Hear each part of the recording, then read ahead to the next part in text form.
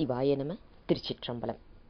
ஞானாசிரியராகவும் ஞான குருவாகவும் எம்மை வழிநடத்தும் நம்பி ஆரூரர் திருவடிகளையும் அண்ணாமலை பெருமான் திருவடிகளையும் மனம் மொழி மெய்களால் வணங்கி இன்றைய ஞான சிந்தனையில் சிவபோக சாரம் என்னும் நூலில் இருந்து 29வது பாடலை சிந்திக்க இருக்கின்றோம்.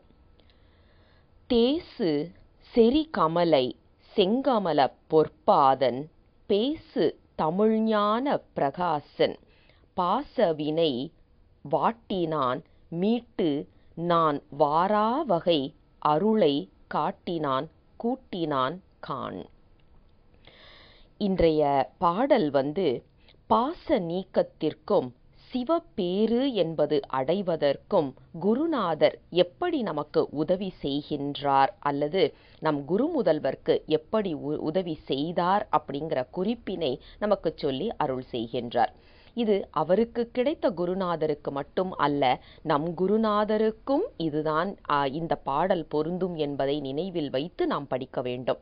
ஏன் அப்படின்னா, நாம் ஏற்கனவே சொன்னது போல சிவமும் குருவும் ஒன்று. ஒவ்வொரு ஆன்ம பக்குவத்துக்கு ஏற்ப, அந்தந்த ஆன்மாவுக்கு ஏற்ப, அந்தந்த பக்குவ நிலைக்கு ஏற்ப பெருமான் அந்தந்த வடிவம் தாங்கி நம்மை வசப்படுத்துகின்றார்.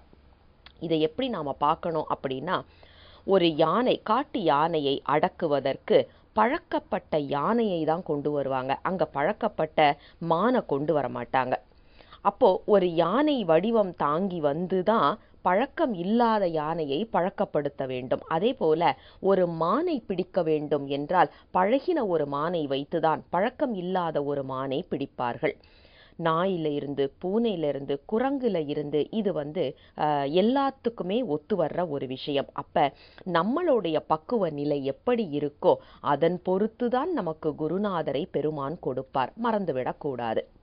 அதனால இவர் எனக்கு குருநாதரா வருவாரா, இவருக்கு தகுதி இருக்கா, இவருக்கு என்ன தகுதி இருக்கு அப்படின்லாம் நாம கேட்க முடியாது. நாம யானையா இருந்தா நமக்கு யானையை அனுப்புவார் பெருமான். நாம் பூனையாக இருந்தால் நமக்கு பூனையைத்தான் அனுப்ப முடியும், அங்க யானையை அனுப்ப முடியாது. ஆக இது நம்மளுடைய பக்குவ நிலைதானே தவிர குருநாதரை நாம் எடை போடக்கூடாது. ஆனா நம்மில் உயர்ந்த நிலையில் இருப்பவர் அப்படிங்கிறதுனால, எப்படின்னா இப்போ ஒரு கிளாஸ்ல நம்ம கூடயே படிக்கிற பசங்க தான், ஆனா அதுல ஒருத்தரை கிளாஸ் மானிட்டரா போடுவாங்க இல்லையா, கிளாஸ் லீடரா போடுவாங்க இல்லையா, அதே மாதிரி நம்மளோடு இருப்பவர் தான், ஆனால் கொஞ்சம் நல்ல பிள்ளையா இருக்கிறவர் அப்படிங்கிற குறிப்பில் தான் நாம் இதை பார்க்கணும். அப்போ ஒரு குருநாதர் நம்மிடம் வந்தால் நமக்கு என்ன மாற்றங்கள் நிகழும் அப்படிங்கிற ஒரு குறிப்பு. பாச நீக்கம், முதல்ல பாச நீக்கத்தை தான் பெருமான் கொடுப்பார். அதாவது இந்த தத்துவங்கள் நான் இல்லை, கருவி கரணங்கள் நான் இல்லை, தனுகரண புவனபோகம் அனுபவித்து கொண்டிருப்பது நான் இல்லை அப்படிங்கிறத அதுல இருந்து இந்த உயிரை கொஞ்சம் நீக்குவார். அதாவது நீக்கிறதுன்னா என்ன, அப்படியே நம்மளை வெளியில டோட்டலா கொண்டு வர முடியாது. ஆனா ஒவ்வொன்னா இது நான் இல்லை, இது நான் இல்லை, இது நான் இல்லை அப்படின்னு சொல்லிட்டு ஒவ்வொரு இடத்துலயா நம்மளை விலக வைப்பார். நமக்கு த பவர் ஆஃப் நவ் அப்படின்னு சொல்லிட்டு ஒரு புத்தகம் ஏகார்ட் தோலின்னு ஒருத்தர் எழுதினது. அவருடைய வாழ்க்கை வரலாறு ரொம்ப சுவாரஸ்யமான ஒரு வாழ்க்கை வரலாறு. வாழ்க்கையில ரொம்ப நொடித்து போயிருக்கிறாரு. ரொம்ப நொடித்து போயிருக்கிறாருன்னா இதுக்கு மேல மீளவே முடியாது அப்படிங்கிற அளவுல அவருடைய குடும்பத்தார் எல்லாரும் அவரை விட்டுட்டு போயிடுறாங்க. எல்லாருமே, யாருமே தனக்கு இல்லை அப்படிங்கிற நிலையில அப்படியே உட்கார்றாரு. ஐ ஹேட் மை செல்ஃப் அப்படின்றாரு. அப்போ ஒரு பொருள் இன்னொரு பொருளை வெறுக்க வேண்டும் என்றால் அங்கே 2 பொருள் இருக்க வேண்டுமே. ஐ ஹேட் மை செல்ஃப் அப்படின்னா அப்போ ஐ வேற, மை செல்ஃப் வேறையா அப்படின்னு யோசிக்கிறாரு. நொடித்து போன நிலையில அப்ப அந்த ஐங்கிறது யாரு, மை செல்ஃப்ங்கிறது யாரு அப்படின்னு சொல்லிட்டு உட்கார்ந்தவர் அப்படியே உட்கார்ந்துடுறாரு 24 மணி நேரத்துக்கு மேல. அவர் முழிச்சு வெளியில வரும்போது அப்பந்தான் அவருக்கு தெரியுது ஏதோ ஒரு மாற்றம் நடந்திருக்கு அப்படின்னு. ஆனா அவங்களுக்கு என்ன மாற்றம் அப்படிங்கிறது தெரியல. அப்புறம் அதை தேடி அலையிறாரு. தேடி அலையும் போதுதான் இந்தியாவுக்கு வர்றாரு. ஹிமாலயாஸில் வந்துட்டு அங்கே உள்ள அந்த சாதுக்கள் அவங்க கூட எல்லாம் பழகுறாரு. அப்பந்தான் இதுக்கு பேர் வந்து நாம் இன்னைக்கு சொல்கிறோம் இல்லையா, அந்த சீவன் முத்தர் நிலை என்றெல்லாம், அந்த நிலைப்பாடு என்பதை அங்கேதான் அவர் தெரிகிறார். அவருக்கு அப்படின்னா என்னன்னே தெரியாமல் அந்த நிலையை பெருமான் கொடுக்குறாருன்னா யோசிச்சு பாருங்க. அவருக்கு அப்போ அந்த பக்குவ நிலை இருந்திருக்கு. சரியான நேரம் வரும்போது பெருமான் கொடுக்கின்றார். இன்னைக்கு வந்து பவர் ஆஃப் நவ் அப்படின்னு ஒரு புத்தகம் எழுதியிருக்கிறாரு. அருமையான ஒரு புத்தகம். நாம் அனைவரும் படித்து பின்பற்ற வேண்டிய ஒரு புத்தகம்னு வச்சுக்கோங்களேன். அப்படி ஒரு நிலை. இப்போ எதுக்காக இதை சொன்னோம் அப்படின்னா, ஒரு குருநாதராக வருபவர் நம்மளை முதல்ல என்ன செய்யணும்னா, நம்மை சுத்தி இருக்கின்ற இந்த தனுகரண புவன போகம் நான் இல்லை, அதில் அழுந்தி இருக்கின்ற நானும் நான் இல்லை அப்படிங்கிறத நமக்கு முதல்ல உணர வைப்பார். அந்த குறிப்பு தான் முதல்ல சொல்றார் பாருங்க. பாச வினை வாட்டினான். அது எப்படி அறுத்தான் கிடையாது, வாட்டிட்டான். வாட்டுறதுன்னா என்ன, நெருப்பில் போட்டு சுட்டுறது. சுட்டுட்டா என்ன ஆகும் அப்படின்னா மீண்டும் முளைக்காது. இப்போ ஒன்று கிடையாது, ஒரு நெல் எடுத்துக்குவோமே, நெல்லை திருப்பி போட்டாக்கே முளைக்கும். கீரை இருக்குது, திருப்பி நட்டு வச்சா வளரும். எதை எடுத்தாலும் மீண்டும் அப்படி நீங்கள் முக்காவாசியான விஷயங்களை எடுத்து பார்த்தீங்கன்னா எடுத்து நட்டு வச்சா மீண்டும் வளரும். ஆனால் வாட்டிட்டீங்கன்னு வைங்க, சூடு பண்ணிட்டீங்கன்னு வைங்க, திருப்பி வளராது. அதனால தான் வாட்டினான் அப்படிங்கிறாரு. பாச வினை, ஏன்னா அது வந்து நெல்லு மாதிரி. நமக்கு வந்து காழிப்பிள்ளையார் அற்புதமாக இதை பாடியிருப்பார். நெல்லு உமி அந்த அந்த எடுத்துக்காட்டோடு அற்புதமாக நமக்கு சொல்லி அருள் செய்கின்ற பாட்டில் நாம் புரிஞ்சுக்க வேண்டியது என்னென்னா, ஒரு குருநாதர் என்ன செய்கிறாருன்னா முதல்ல தீக்கை என்ற பெயரில் வந்து வாட்டிடுறாரு நம்மளுடைய வினையை. மீண்டும் முளைக்காத வண்ணம் அதை வந்து வாட்டிடுறாரு. ஆக நெருப்பில் போட்டு வாட்டுகின்றார் பெருமான் குருநாதராக வந்து நமக்கு தீக்கை என்ற பெயரில். அப்போ என்னன்னா மீண்டும் அது வாராது. பாசவினை வாட்டினான் மீட்டு நான் வாரா வகை. வாட்டிட்டான், ஆனாலும் நான் அதுக்கப்புறமே வரமாட்டேன், ஆனாலும் மீறி வந்துட்டேன்னா அதனால என்ன பண்றாராம், அருளை காட்டினான், அதற்கு பிறகு அருளை கூட்டினான். பாருங்க, அருளை காட்டினான் கூட்டினான் இருக்கு இல்லையா, அதை எப்படி நம்ம பார்க்கணும்னா, முதல்ல அருளை காமிச்சான், அப்புறம் அருளோடு கூட்டினான். அதுதான் பெருமான் நமக்கு செய்கின்ற மிகப்பெரிய அருள், கருணை என்பதை மறந்துவிடக்கூடாது. பாச வினையை வாட்டி அருளை காட்டி அருளில் கூட்டினான். எப்படி அப்படின்னா, நமக்கு நம்பி ஆரூரரின் இறுதி பதிகமான திரு நொடித்தான் மலை அந்த பதிகத்தில் பார்த்தீங்கன்னா ஒரு பாட்டு வரும். வாழ்வை உகந்த நெஞ்சே மடவார் தங்கள் வல்வினை பட்டு ஆழம் உகந்த எண்ணெய் அது மாற்றி. நான் இந்த உலகத்தில் அழுந்த இருந்தேன், அதை என்னை மாற்றினாரு. அது மாற்றி அமரரெல்லாம் சூழ அருள் புரிந்து அருளை காட்டினான். அதுக்கப்புறம் பாருங்க, தொண்டனேன் பரம் அல்லது ஒரு வேழம் அருள் புரிந்தான் நொடித்தான் மலை உத்தமனே. யோசிச்சு பாருங்க, அருளாளர்கள் எல்லாரும் சொல்ற விஷயம் இதுதான். நமக்கு வந்து முதல்ல இந்த உலகியலிருந்து மீட்டு எடுத்து இது எல்லாம் நான் இல்லை என்பதை நமக்கு காட்டி அதில் இருந்து மீட்டு எடுத்து சிவப்பேறு என்பதை கொடுத்து அருள் செய்கின்றார் பெருமான் என்பதை மறந்துவிடக்கூடாது. இங்க அதே குறிப்பில் வந்து குருநாதரை சொல்றாரு பாருங்க. தேசு செரி கமலை செங்கமல பொற்பாதன் பேசு தமிழ் ஞான பிரகாச. இதுல என்ன குறிப்புன்னா, தமிழில் பாடல்களை சொல்லிக் கொடுத்து எனக்கு சிவப்பேற்றை இது வந்து மிக முக்கியத்துவம் வாய்ந்த ஒரு குறிப்பு. ஏன்னா இன்னைக்கு சொல்றோம், தமிழ்னால முக்தி அடையவே முடியாது, தமிழ் வந்து நீச மொழி அப்படின்லாம் சொல்றவர்களுக்கு குருமுதல்வரின் பாடல் ஒரு மிகச்சிறந்த எடுத்துக்காட்டு.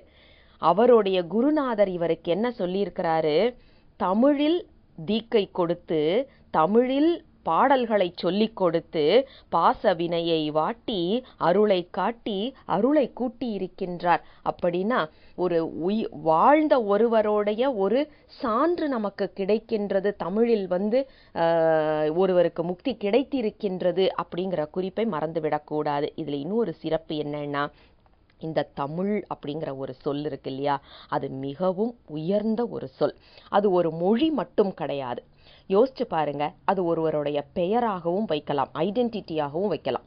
ஒருத்தரை குறிக்கிறதுக்கு இதை வந்து ஒருத்தருக்கு வந்து இங்கிலீஷ்னு பேர் வைக்க முடியாது, ஒருத்தருக்கு வந்து ஜெர்மன்னு பேர் வைக்க முடியாது, அவங்களுடைய அந்த அந்த குழுமத்துக்கே ஜெர்மன்னு சொல்லலாம், அந்த குழுமத்துக்கே அவங்க வந்து பிரிட்டிஷ் அப்படின்னு சொல்லலாமே ஒழிய ஒருத்தனுக்கு பேரை கூப்பிட்டு ஓகே உன்னோட பேர் இன்னையிலேருந்து இங்கிலீஷ் அப்படின்னு சொல்ல முடியாது, உன்னுடைய பேர் இன்னையிலேருந்து தெலுங்கு அப்படின்னு சொல்ல முடியாது. ஆனால் உன்னுடைய பெயர் தமிழ் என்று சொல்ல முடியும். தமிழ் என்றது ஒருவருடைய தனிப்பட்ட அடையாளமாகவும் நாம் கொண்டு வர முடியும், ஒரு சமுதாயத்தின் அடையாளமாகவும் கொண்டு வர முடியும். நிகண்டுல ஒரு அற்புதமான குறிப்பு இருக்கு, எளிமையும் இனிமையும் தமிழ் எனலாகும். தமிழ்னா என்னப்பா அப்படின்னு யாராவது கேட்டாங்கன்னா எளிமை இனிமை இது ரெண்டும் தாங்க தமிழ். நீங்க எங்கேயாவது ஒரு இடத்துல எளிமையை பார்த்தீங்கன்னா, எங்கேயாவது ஒரு இடத்துல இனிமையை பார்த்தீங்கன்னா அங்கத்தான் தமிழ். அதனால்தான் பாரதியார் சொன்னார், யாம் அறிந்த மொழிகளில் அனைத்திலும் தமிழ் மொழி போல் இன்னாவதெங்கும் காணோம். தமிழ் படித்தவர்களுக்குத்தான் அதை அனுபவிக்க முடியும். ஒண்ணு வேணாங்க, நம்மளுடைய காழிப்பிள்ளையாருடைய பதிகங்களை எடுத்து பார்த்தா விளையாட்டு பிள்ளை, குழந்தை இல்லை, தமிழ்ல விளையாடி இருக்கிறாரு. அதை நீங்க வேற எங்கேயுமே பார்க்க முடியாது. அத்தனை விதவிதமாக நமக்கு கொடுத்து அருள் செய்திருக்கிறார். இது தமிழ் மொழியின் அற்புதம், தமிழ் மொழியின் கலாச்சாரம், தமிழ் மொழியின் செழுமை என்பதை மறந்துவிடக்கூடாது. அப்படிப்பட்ட தமிழ் மொழியில் எனது குருநாதர் யாரு, ஞான பிரகாசன் என்ன பண்ணாரு தெரியுமா? எனக்கு பாசவினையை நீக்கினார், பாசம் வினை என்பதை நீக்கினார், அருளை காட்டினார், அருளை கூட்டினார். தமிழால் செய்ய முடியுமா என்று கேட்பவர்களுக்கு இந்த பாடல் ஒரு மிகச்சிறந்த எடுத்துக்காட்டு, மிகச்சிறந்த சான்று. தமிழில் ஏன் நாம் வந்து பூசை செய்யக்கூடாது என்று யாராவது கேட்டாங்கன்னா, ஏன் செய்ய வேண்டும், ஏன் வடமொழியில தான் செய்யணுமா அப்படின்னா, நம்மளால எந்த மொழியில பெருமானோட கனெக்ட் பண்ண முடியுதோ அந்த மொழியில நாம செய்யலாம். இப்ப நமக்கு வந்து தமிழ் மொழி புரியும் என்பதனால, தமிழ் தான் நமது தாய்மொழி என்பதனால நாம அதுல வந்து பூசை செய்வது சிறந்தது. இதே இது ஒரு வெள்ளைக்காரனை கூப்பிட்டு இல்ல இல்ல தமிழ் தான் சிறந்ததுன்னு சொல்லியிருக்கிறார் எங்க குருநாதர், அதனால நீயும் தமிழ்ல தான் பூசை பண்ணணும் அப்படின்னு சொன்னா அவனுக்கு புரியவே போறது கிடையாது. பேபேன்னு ஃபாலோ பண்ணுவாங்களே ஒழிய அதை ஆன்மார்த்தமா செய்ய முடியுமான்னா செய்ய முடியாது. அவரவர்கள் தாய்மொழியில் அவரவர்கள் பூசை செய்ய வேண்டும். எந்த மொழியில உங்களால கனெக்ட் பண்ண முடியுதோ அந்த மொழியில நாம கனெக்ட் பண்ணணும். இதுல இந்த மொழி உயர்ந்தது அந்த மொழி தாழ்ந்தது என்று நாம் சொல்லவே கூடாது. அப்படி சொல்ல ஆரம்பித்தாலே நாம இன்னும் அந்த 36 தத்துவத்துக்குள்ளேயே இருக்கிறோன்னு தான் அர்த்தம். அதை தாண்டி வரவே இல்லை என்று தான் பொருள். ஏன் அப்படின்னா அந்த நாதத்திலிருந்து அதுவும் என்ன சூக்குமமா இருக்கிற வாக்கு கூட இல்லை, வைகரியா வர்ற வாக்குலயே நாம நிக்கிறோம் அப்படிங்கிறது தான் பொருள். அதையும் தாண்டி சென்றால்தான் பெருமானை அடைய முடியும். இந்த பக்குவத்தை கொடுப்பது யார் என்றால் ஒரு குருநாதர்.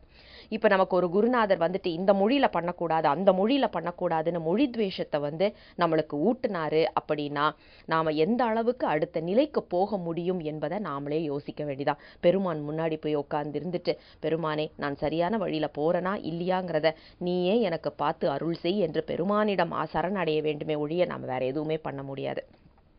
எப்படிப்பட்ட துவேஷத்தை நம் மனத்தில் ஏற்றினாலும் அதை தாண்டி நாம் செல்ல வேண்டும். ஏன்னா பெருமானுக்கு விருப்பு வெறுப்பு என்பது எதுவுமே கிடையாது.